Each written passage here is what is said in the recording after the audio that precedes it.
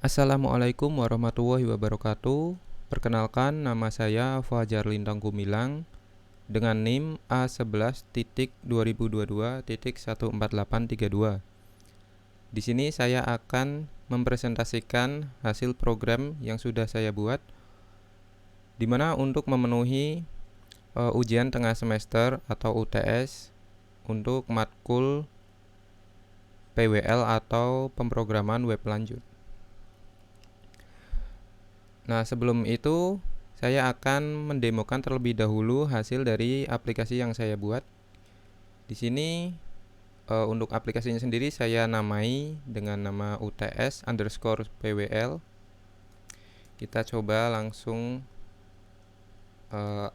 lihat aja di bagian browser, buka di bagian browser, kemudian ketikkan UTS_PWL.test. Nah, kenapa di sini saya menggunakan .test? Karena saya menggunakan Laragon ya. Jadi bisa aja sebenarnya kalau kita menggunakan Apache itu kita menggunakan hanya menggunakan localhost / nama project.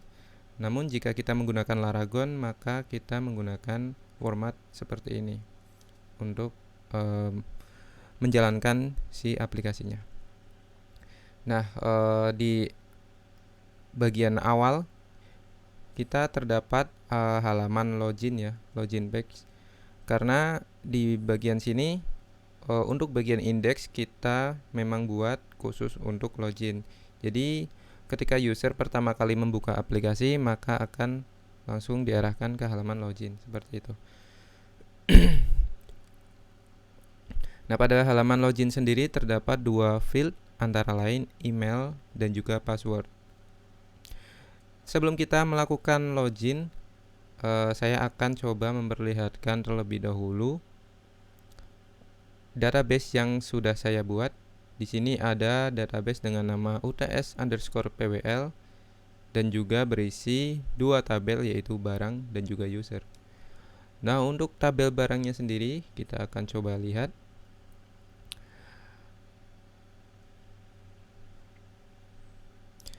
Agak sedikit lemot, kita coba tunggu. Kita coba klik satu kali lagi. Nah, di sini terdapat beberapa field, yaitu ID, nama, harga, keterangan, foto, dan juga stok. Kemudian untuk struktur dari masing-masing kolomnya ini ada ID ya, itu bertipe integer, kemudian nama bertipe varchar, ada juga harga yang berisi double, kemudian keterangan varchar, foto varchar, dan juga yang terakhir stok, yaitu menggunakan int. Kemudian kita akan coba lihat yang pada bagian tabel user. Terdapat user ID, nama, email, telepon, password, dan user role. Yang mana daripada masing-masing strukturnya itu, untuk user ID menggunakan tipe data int atau integer, kemudian untuk nama menggunakan varchar, email, telepon, password menggunakan varchar juga. Kemudian untuk yang user role dia menggunakan enum yang berisi admin dan juga customer. Jadi selain admin dan juga customer tidak akan bisa untuk diisi ya. Jadi hanya admin dan customer aja. Oke, di sini kita akan coba lanjut login. Kalau kita lihat di bagian user tadi ya, di bagian user itu terdapat satu sampel ya, sampel data yang berisikan nama Fajar dan juga email fajar@example.com dengan user role admin. Ya, data inilah yang akan kita gunakan untuk melakukan login nanti. Begitu juga di bagian barang, itu ada satu sampel data barang. Kita sekarang coba login aja ya, menggunakan email yang sudah terdaftar tadi. Kita klik fajar@example, kemudian untuk passwordnya Fajar. Oke. Nah, kita sudah berhasil login. Oh ya, ada satu hal yang perlu saya sampaikan di sini. Untuk passwordnya ini untuk sementara ini kita tidak menggunakan hash ya, atau biasanya menggunakan MD5. Berhubung waktunya agak mepet, jadi kita tidak menggunakan MD5. Jadi mohon maaf, tapi tidak apa-apa, ini untuk project aja gitu, project sederhana, jadi biar bisa agak lebih cepat nanti. Tapi untuk project real, sebisa mungkin kita harus menggunakan hashing ya, atau paling tidak menggunakan MD5 lah, agar password kita aman dari berbagai macam serangan. Nah, setelah login, kita coba logout lagi ya, kita login ulang tadi.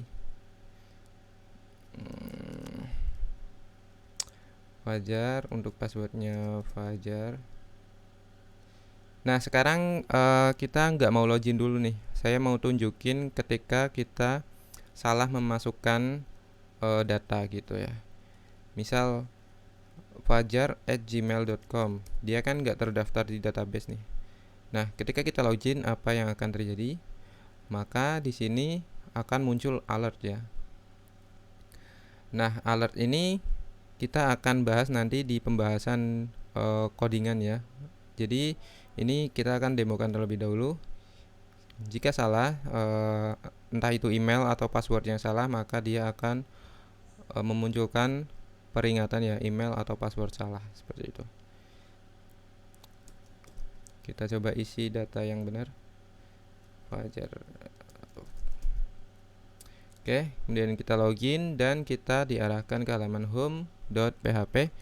Nah, di halaman home.php ini ada list barang ya, atau daftar barang. Kemudian di sini ada menu tambah barang. Di bagian atas juga kita terdapat navbar ya. Nah, ini untuk projectnya ini project apotek. Kemudian ada menu home, menu user, dan juga logout.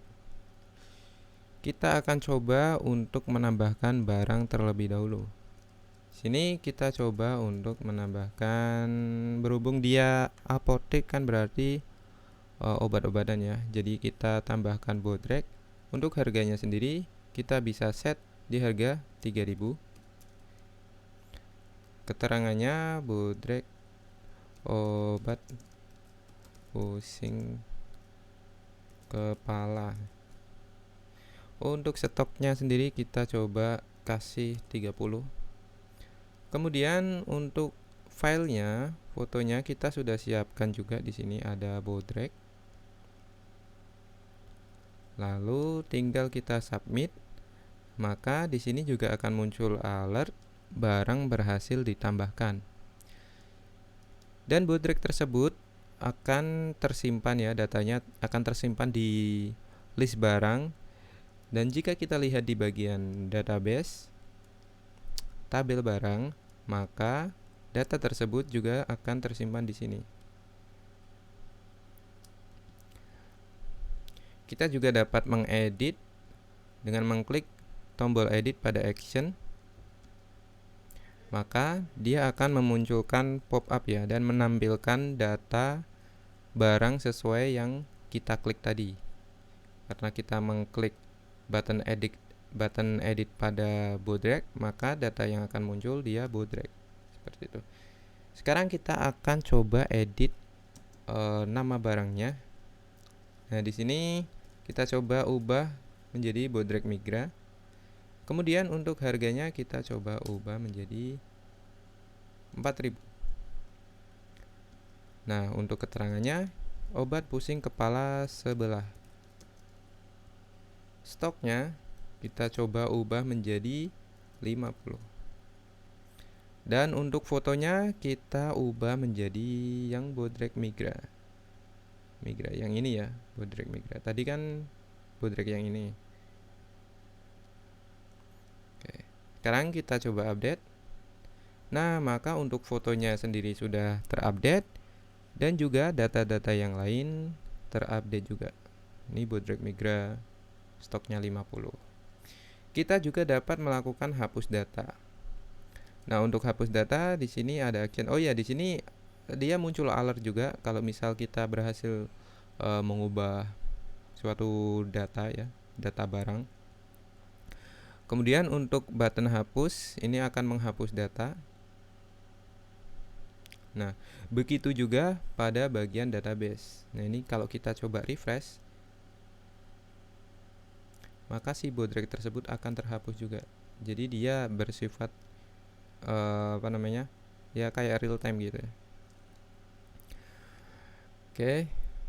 Kemudian kita coba buka yang pada bagian user ya. Pada menu user, sama halnya seperti pada home atau barang. Sini terdapat list user. Nah, secara default dia memiliki satu data ya yang sesuai di database itu, yang kita gunakan tadi untuk melakukan login. Kemudian kita juga dapat memasukkan user baru.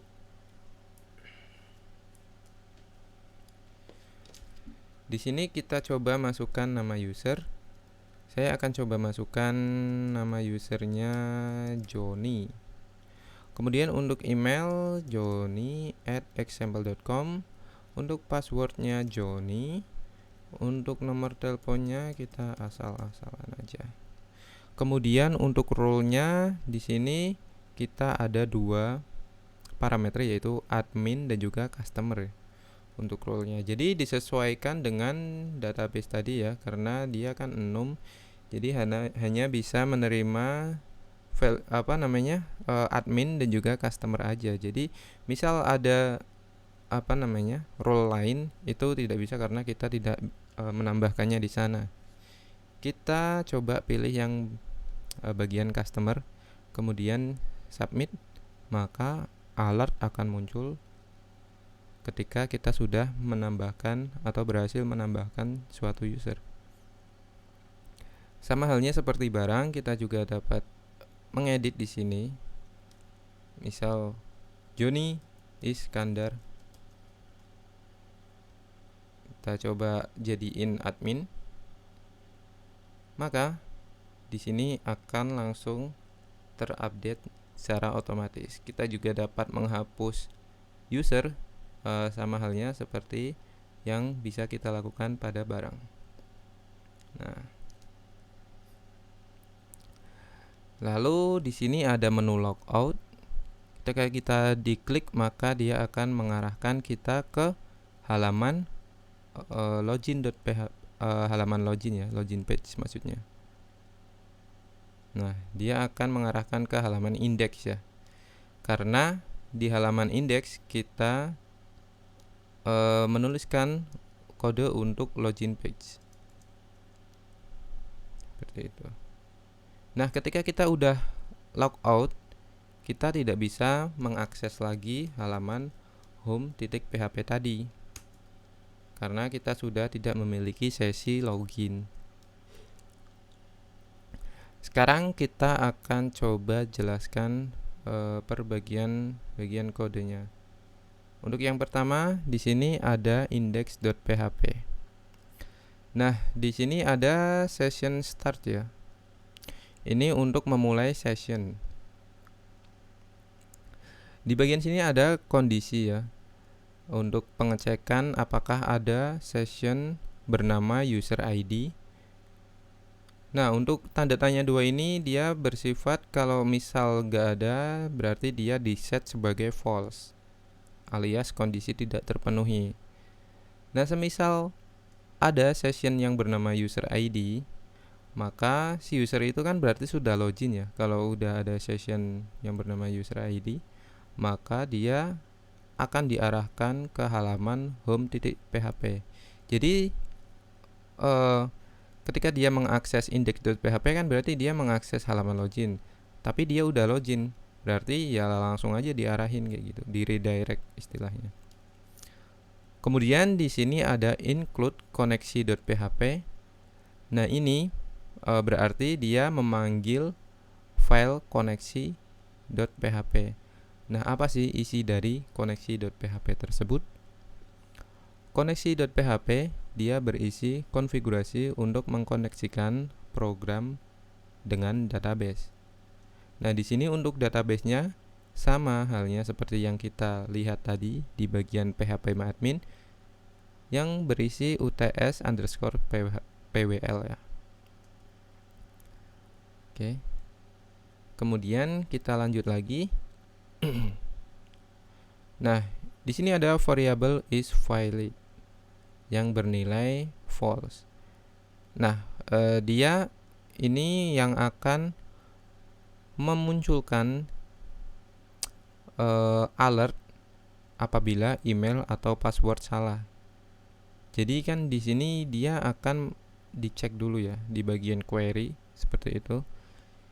Dia benar nggak nih si usernya itu antara email dan juga passwordnya. Kalau dia benar, berarti langsung di redirect ke home.php. Kalau dia salah, berarti isValid ini dia bernilai true. Nah, kalau true maka ini akan muncul si alertnya. Nah, di sini untuk pengecekannya juga untuk user role-nya dia harus admin ya, untuk bisa login seperti itu. Jadi kalau misal selain admin, misal customer, ya dia tetap dianggapnya salah. Makanya dia nggak bisa login jadinya. Gitu. Nah, ini berarti untuk memunculkan alert ya apabila si email atau passwordnya salah. Kemudian di sini ada variabel email dan juga password yang dia menangkap metode post yang berisi email atau password ya. Jadi kalau nggak ada, dia bernilai false seperti itu. Nah, kemudian variabel email dan juga password ini nanti digunakan untuk mengambil parameter di dalam query SQL. Nah, si query SQL ini kan disimpan di variabel SQL ya. Variabel SQL ini nanti akan dipanggil di bagian query ya. Jadi si user ini dia akan berisi data-data dari query SQL yang diambil dari database nantinya. Jadi ini kan ada koneksi ya atau $con gitu. Nah, ini tuh sebenarnya dia mengambil variabel dari koneksi.php ini. Nah, ini. Jadi dia nanti terhubung ke database melalui variabel ini. Variabel $con.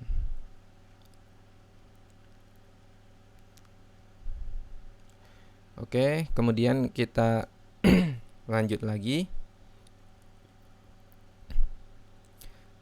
Nah, ini pada bagian formnya ya sama ya. Ada dua field yaitu email dan juga password. Terus pada bagian bawah ini ada bootstrap ya, karena kita menggunakan bootstrap yaitu bootstrap 5.2.3. Ini untuk JavaScript-nya dan juga untuk CSS-nya kita taruh di bagian atas di dalam head di dalam head ya. Nah, kenapa kita menggunakan bootstrap? Ya, ini agar lebih mudah aja dalam melakukan membuat tampilan ya.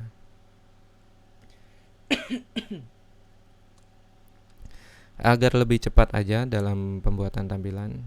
Ya, meskipun tampilannya itu sederhana, tapi sangat membantu jika kita menggunakan bootstrap. Oke, lanjut lagi, kita akan coba untuk ke home.php. Nah, sama halnya seperti index.php, di bagian home ini terdapat session start. Ya, ini untuk memulai session ya, seperti ini. Nah, bedanya di bagian kondisinya, kalau enggak ada session user ID, maka dia akan diarahkan ke halaman index.php atau halaman login. Jadi yang mengakses home.php ini harus udah login. Kalau nggak login, dia akan di redirect ke index.php. Nah, kemudian ada koneksi.php ya, include koneksi.php ini untuk ya sama seperti tadi ya, untuk koneksi database.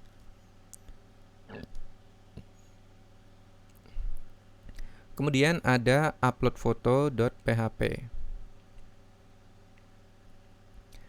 Nah, ini untuk apa? Kita coba lihat. Ternyata uploadfoto.php ini berisi function untuk mengupload foto yang dia mengambil parameter dari file ya. Yang kita kan tadi mengirimkan mengambil gambar dari file manager ya, dari file explorer. Nah, itu file temporarinya itu yang kita kirim ke sini. Begitu juga untuk update foto. Nah, kenapa di update foto ini ada dua parameter yang dikirim? Semisal kita ketika melakukan edit data barang gitu kan, kita nggak mau mengupdate fotonya gitu, kita masih mau menggunakan foto yang lama, makanya di sini kita lempar parameter old image atau gambar lama gitu. Semisal dia parameter fotonya ini kosong, artinya kan si user nggak mau mengupdate si fotonya, maka dia akan mengembalikan nilai dari gambar lama tersebut. Nah, jika si variabel fotonya ini ada, artinya dia kan berarti mau mengupdate fotonya juga, maka kondisi ini tidak terpenuhi dan akan mengupdate foto. Nah, untuk mengupdate foto kita perlu melakukan delete foto terlebih dahulu. Di sini sudah saya buatkan delete foto, function delete foto ya, untuk menghapus foto. Kemudian di dalam parameternya itu kita menggunakan nama dari foto yang lama. Makanya di sini kita harus kirimkan nama foto yang lama juga. Nah, kemudian ketika foto yang lama udah kita hapus ya, jadi selanjutnya kita akan mengambil ekstensi dari foto yang baru diupload. Nah, kemudian di variabel file name kita gabungkan unique ID. Nah, kenapa kita menggunakan unique ID? Karena setiap foto yang kita upload kita tidak tidak mau bentrok gitu ya namanya, atau menggunakan karakter yang susah gitu lah, susah dibaca oleh komputer. Makanya kita selaraskan menggunakan unique ID. Unique ID ini biar mudah aja sih. Jadi unique ID nanti kita gabung dengan ekstensi. Misal dia kan bersifat random ya, random.png kayak gitu, string random.jpg kayak gitu. Nah, kemudian ketika file name-nya ini udah tergenerate gitu kan, maka file tersebut kita move atau kita pindah ya dari temporary ke dalam directory yang sudah ditentukan.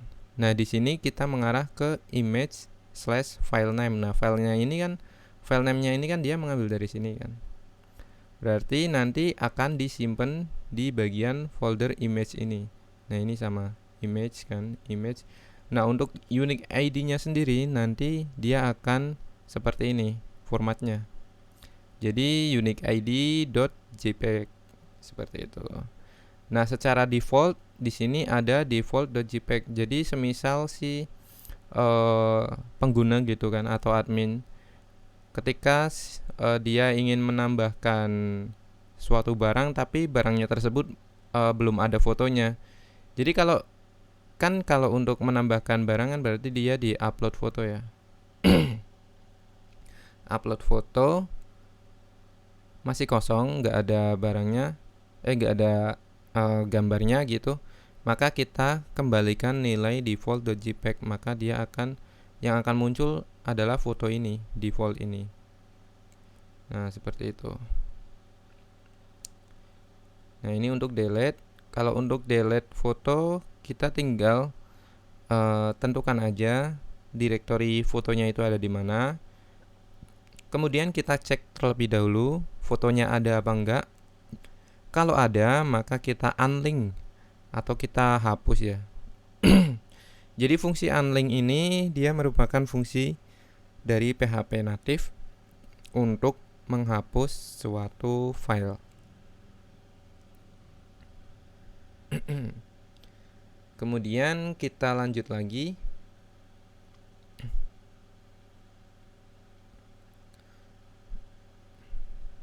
Tadi sampai sini ya.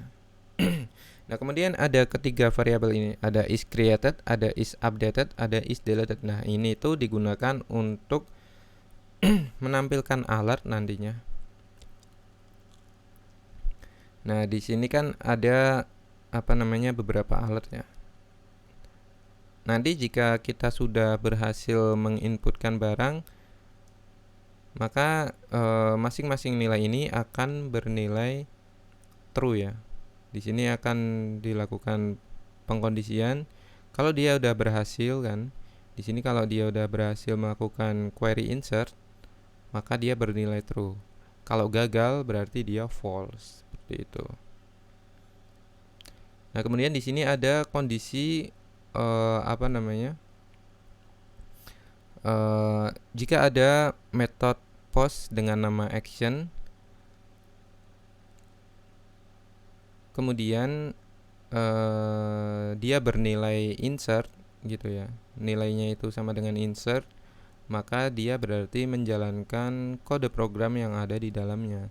Nah, kode program ini dia merupakan kode program untuk menginsert ke tabel barang ya, karena kita sekarang di home.php yang berisikan barang atau daftar barang ya, list barang gitu.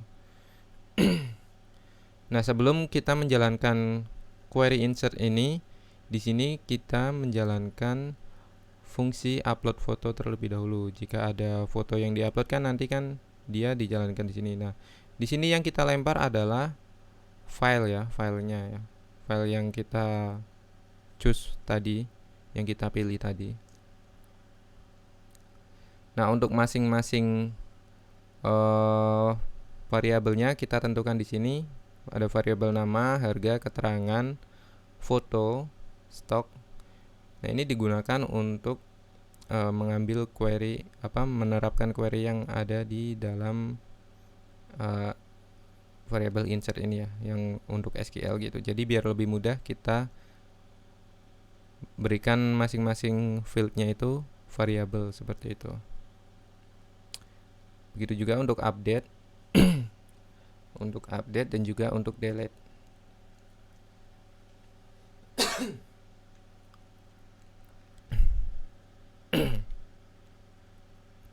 Oke.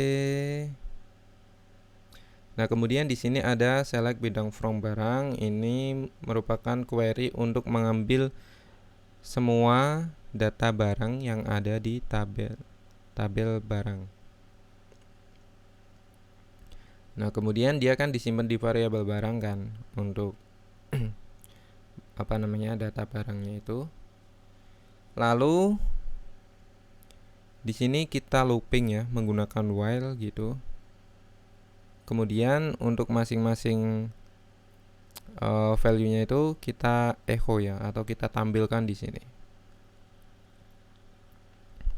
Begitu juga dengan foto ya, kita menggunakan img untuk mengambil atau menampilkan gambar yang ada di folder images ini sesuai dengan nama yang udah ditentukan. Nah, kemudian di bagian form ini ini ada modal ya. Jadi ada suatu button di sini. Di sini saya buat button ya, dengan warna kuning atau warning. Kemudian untuk targetnya dia ID ya, ID edit modal. Nah, ini kenapa kita buat seperti ini? Kita buat selipkan ya. Kita sisipkan ID di sini karena untuk ID ini dia kan harus unik kan, masing-masing modal tuh kan harus unik, makanya kita selipkan ID ketika melooping si data seperti itu. Jadi dia biar bisa muncul sesuai data yang kita klik, ya kan. Kalau kita ngeditnya itu parameter, ya yang muncul parameter berarti gitu. Oke, kira-kira seperti itu. Nah, untuk isi di dalam modalnya sendiri, ya dia menampilkan data yang sesuai kita klik tadi. Jadi kita tinggal tampilkan aja sesuai loopingan yang di while-nya ini, ya kan. Kira-kira seperti itu. Kemudian untuk tambah barang, kita cukup menggunakan memasukkan fieldnya ke dalam form yang juga mengarah ke home.php. Nah, untuk actionnya sendiri dia berarti insert ya. Nah, value inilah yang nantinya akan dicek di bagian atas tadi. Kalau dia insert berarti kode program ini yang jalan. Kalau dia update ya di sini kan ada di bagian modalnya itu. Kalau dia actionnya itu update berarti update yang jalan seperti itu. Mohon maaf ya, ini batuk-batuk terus, tenggorokannya lagi agak kurang enak badan. Oke, kemudian apa lagi? Oh ya, di sini kita menggunakan Enctype multipart form data ya. Ini kan kita tadi ada upload file kan. Nah, kalau kita tidak menggunakan multipart form data ini, itu nggak akan bisa ya. Terus kita lanjut lagi ke bagian user ya, user.php. Nah, sebenarnya sama aja untuk bagian user.php. Bagian sini ada session start. Kalau dia nggak ada sesi bernama user ID, maka dia akan dilempar ke halaman login. Kalau dia belum login kan berarti dilemparnya ke index.php.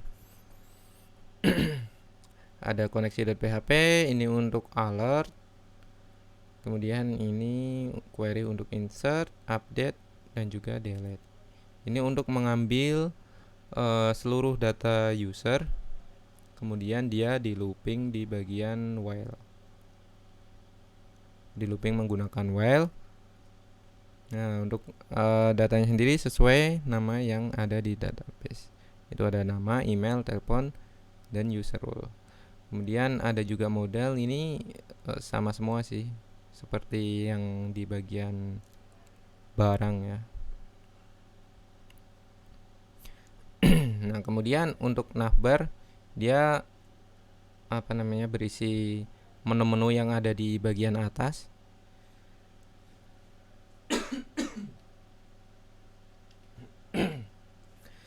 Ada home, ada user, ada logout. Oke, kemudian untuk navbarnya ini dia tuh dipanggilnya di setiap ini ya, setiap file. Setiap file kan ada navbar.php. Di sini juga ada juga. Ada juga nih navbar.php.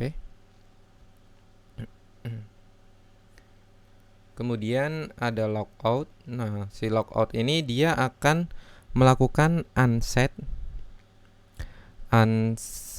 Jadi ketika kita melakukan logout, kan dia kan berarti kan si usernya itu kan habis login, dia berarti masih memiliki satu session ya, satu sesi user ID. Nah, biar dia nggak bisa mengakses halaman home, kalau dia logout kan berarti mau keluar dari aplikasi, maka kita hapus dulu variabel sesi yang bernama user ID ini. Lalu kita arahkan ke halaman login. Jadi orang lain biar nggak bisa ngakses gitu, biar aman datanya. Nah, kira-kira seperti itu. Oke, udah mungkin udah cukup ya untuk penjelasan dari codingan yang saya buat. Kurang lebihnya mohon maaf. Terima kasih. Wassalamualaikum warahmatullahi wabarakatuh.